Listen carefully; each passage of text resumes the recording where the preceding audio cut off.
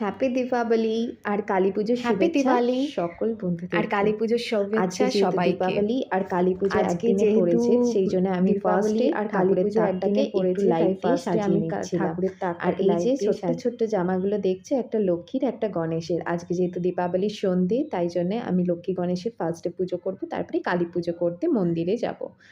তো দেখো আমি এই যে লক্ষ্মীর জন্যে এই জামাটা এনেছিলাম, তো লক্ষ্মী ঠাকুরকে আমি এটা পরিয়ে দিচ্ছি।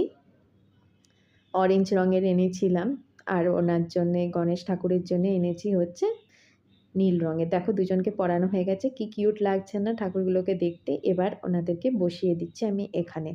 আর আমি ধানতেরাসে যেগুলোর উপর কয়েন কিনেছি, আর একটা থালা বাটি আর পঞ্চপ্রদীপ, এগুলোকেও পুজো করব। তার আগে আমি সব ঠাকুরদেরকে জামা পরিয়ে দিচ্ছি।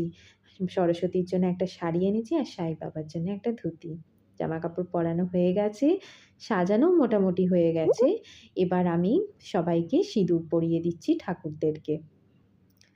যেহেতু লক্ষ্মী পুজো বলে কথা, আজকে সন্ধেবেলা দীপাবলির দিন। এই যে দেখো সরস্বতীর শাড়িটা কেমন লাগলো আমাকে অবশ্যই কমেন্টে জানিও। আমার সাজানো, আমার সব কিছু, যদি কিছু ভুল হয়ে থাকে আমাকে ক্ষমা করে দিও।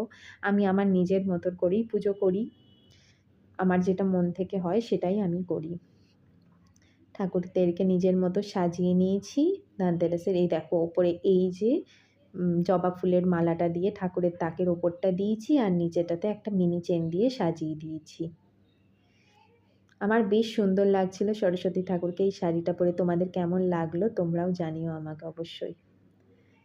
এই যে দেখো সবাইকেই মোটামুটি সাজানো হয়ে গেছে। এই যে সাই বাবা ধুতি পরে আছে। এবার আমি আরতি করে নেব। একটা ফল দিয়েছি আর মিষ্টি সব কিছু দিয়ে সাজিয়ে দিয়েছি ঠাকুরকে। এবার আমি একটু পঞ্চপ্রদীপ দিয়ে ঠাকুরের আরাধনা করে নিচ্ছি।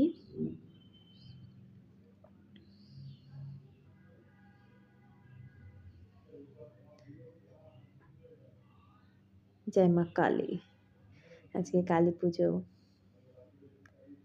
আজকে সন্ধেটা একটু অন্যরকম হয়। আর যেহেতু দীপাবলির সাথে কালী পুজো পড়েছে, তাই ব্যাপারটা একটু স্পেশাল। আমি নিচে একটু রঙ্গোলিও দিয়েছি, সেটা তোমাদেরকে নেক্সট ভিডিওতে দেখাবো। আমার ভিডিও দেখতে থেকো, আমাকে কমেন্টসে জানিও। আর যদি ভালো লাগে চ্যানেলটাকে লাইক আর সাবস্ক্রাইবও করে নিও। Thank you. আবার সবাইকে বলি হ্যাপি দীপাবলি শুভেচ্ছা সবাইকে। সবাই ভালো থেকো, সুস্থ থেকো।